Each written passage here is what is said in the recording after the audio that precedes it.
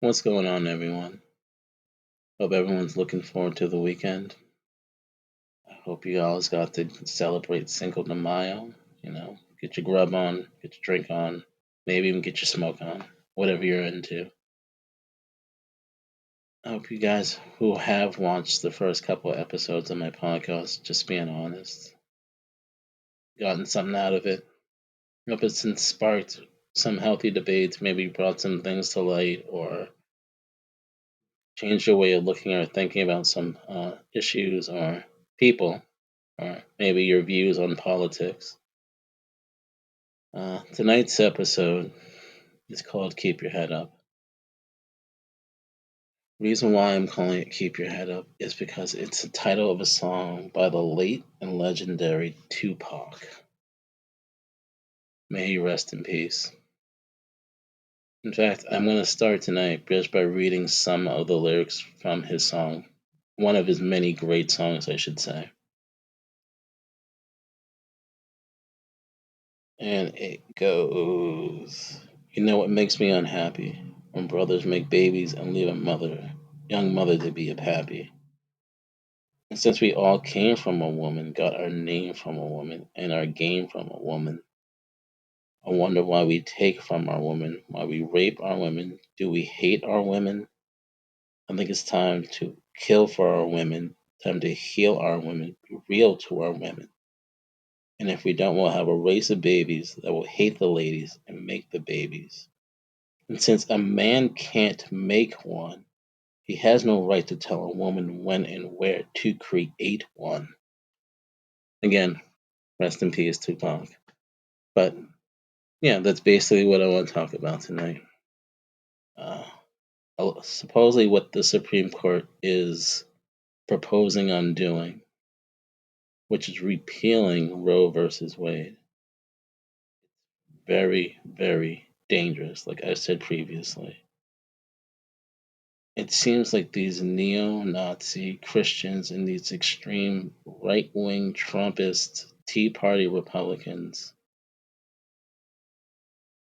just are out to control people, which I think is funny because they always talk about how they want less government and how government is too controlling and too intrusive. But really, what they're saying is it's too intrusive to them. They don't want to be judged on who they try to control, and they certainly don't want to be told on how much money they should be paying in taxes. I mean, it's a dangerous, dangerous thing to propose repealing abortion. Listen, I'm not pro choice and I'm not pro life. I think there's too many variables in that equation to just take a single stance. I don't believe it should be used as a form of birth control, but I do understand why a woman would want to get one in terms of rape, incest, and medical complications, and there are a lot of them. It's a big decision to make whether or not to go to term with a child if it's a high risk pregnancy or to abort it. I can only imagine what a woman goes through. But when it comes to taking care of your family, I mean, we live in an age where people have to work 2 or 3 jobs just to survive.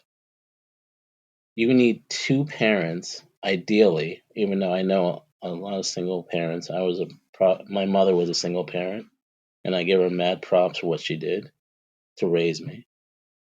But you need 2 parents. I mean, if you're risking someone's life, I mean, it's just dangerous.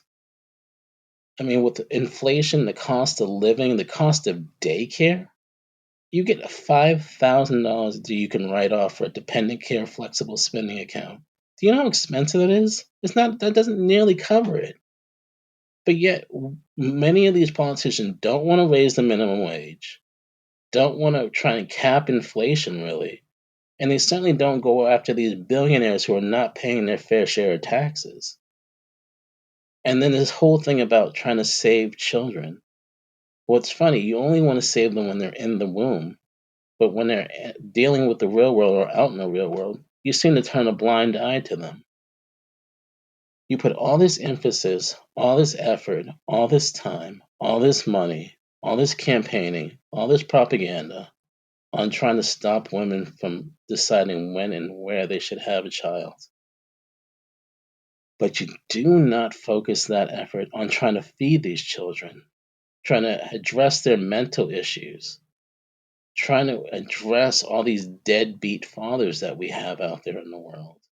Why don't you focus on them? Huh? I mean, I don't get it. You're trying to control women, not to help anyone, but to help yourselves. And it's like, yeah, you want to ban everything until it affects you. I just want to see some of these politicians when their mistresses get knocked up. They'll be at Planned Parenthood the next day. Trust that. It's just dangerous what you're proposing. You think you're going to stop anything? A lot of these people are going to end up going to Mexico or Brazil or some other place or going to some back alley doctor where they put their lives at risk even more. Like, you don't take into consideration some of the things that go on and women that have to deal with. I know plenty of women who have told me stories about being molested by a family member or being raped. And thank God that they never got impregnated by these situations. But you can imagine that toll that takes just dealing with that situation. Not as trying to bring a child to term. I mean, many of these women would probably end up committing suicide or better yet, taking it out on the children. So you're not saving them, you're just creating a bigger issue. And it's like, how does a man who doesn't have a uterus, who doesn't know what it's like to go through a situation like that, telling someone what they can and can't do?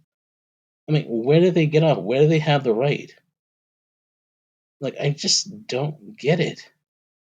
You have people like DeSantis who are, again, like I said in my last episode, talking about don't say gay. But what happens when that child addresses or acknowledges the fact that they are gay? And they have to come to grips with that.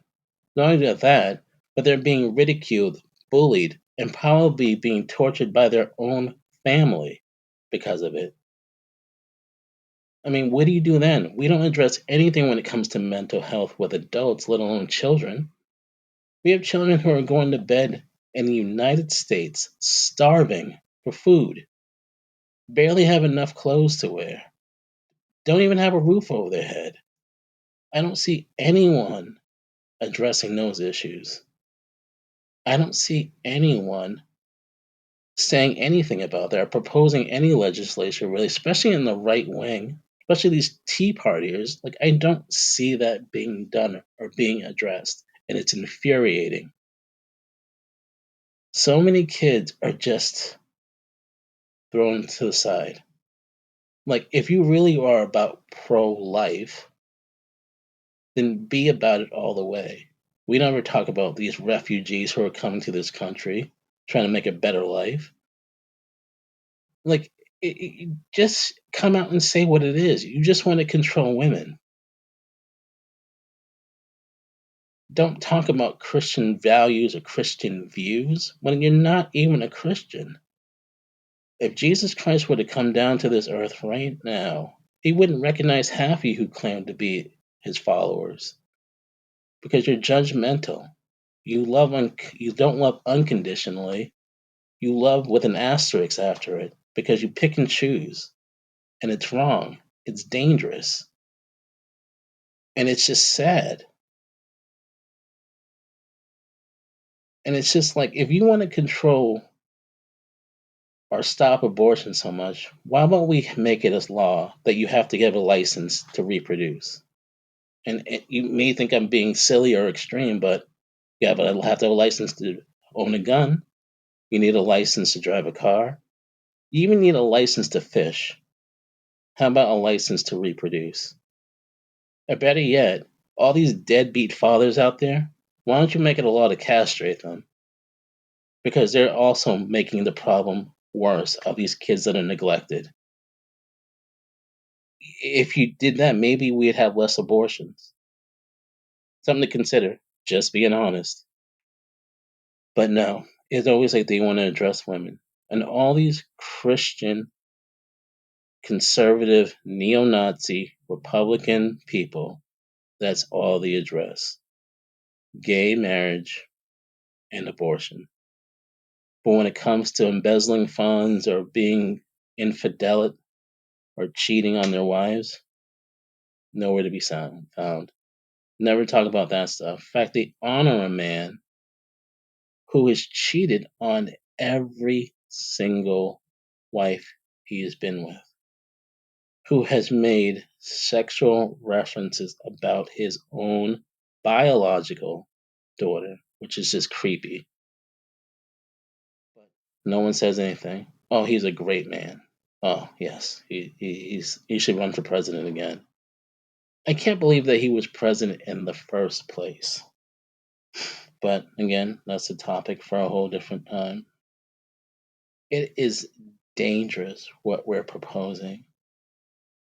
It's like you want to push your views, your values, your faith onto other people, and at what risk?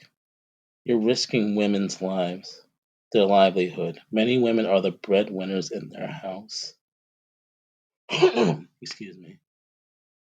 It used to be at its point in time in our society, especially in Catholic households, where men forced women to have children. Women fought for the right of birth control. They fought for the right to have an abortion. And now you're trying to take all that back. And if you're starting there, what's next? I mean, you're trying to stop minorities from voting. Pretty soon we'll be back to separate but equal. And you think that's being silly or absurd, but mark my words. If many of these politicians have their way, it will be separate but equal. And not just in terms of race, but gender and orientation. It's dangerous what they're proposing. It is selfish, it is short sighted, and it's definitely not Christian. It's not godlike at all. If you read the scriptures, which I know some of you may, Jesus' biggest thing was compassion and unconditional love. Yes, part of loving someone is holding them accountable, but it's not controlling them. That is dangerous. We don't need that in our society. We definitely don't need it with our political leaders. It's time for these people to be voted out. We let a man in office who had no business being in office, who selected a couple of these Supreme Court justices who were siding on pro life, and it's wrong. I hope people are going out in the streets and protesting. They're reaching out to their local leaders, their state leaders, and even to the president. It's time to take a stand, and it's time to unite. If we don't start here, I don't even know what next year, the next election, especially with the midterms coming up, what our society is going to look like. If they have their way and it's up to the state, we already have over a dozen states that are trying to ban abortion. Oklahoma and Texas have met some strict and absurd anti-abortion laws as it is. If we totally ban abortion, we'll be one of 25 countries, I believe, that bans abortion. And a couple of those countries are like Haiti and the Philippines. Not knocking my Filipinos or my Haitians, brothers and sisters. You never see anyone like Sweden or Norway or the Netherlands or France or England. None of those major developed countries are on that list. Is that really what you want to be compared to? Banning abortion, telling people what they can and can't do. I mean, what next? We're already burning books. We're already freaking trying to restrict schools on what they teach as far as critical race theory and talking about the LBGT issues that we have going on in our world. What next? It's just, it's dangerous. It's scary. It's even questioning on many people concerning whether or not they still want to live in this country. Bad enough we can't afford to live in this country for the most part. You have people who are full time jobs sleeping in parking lots in cars in certain areas of the world, especially in California. It's just dangerous times that we're living in.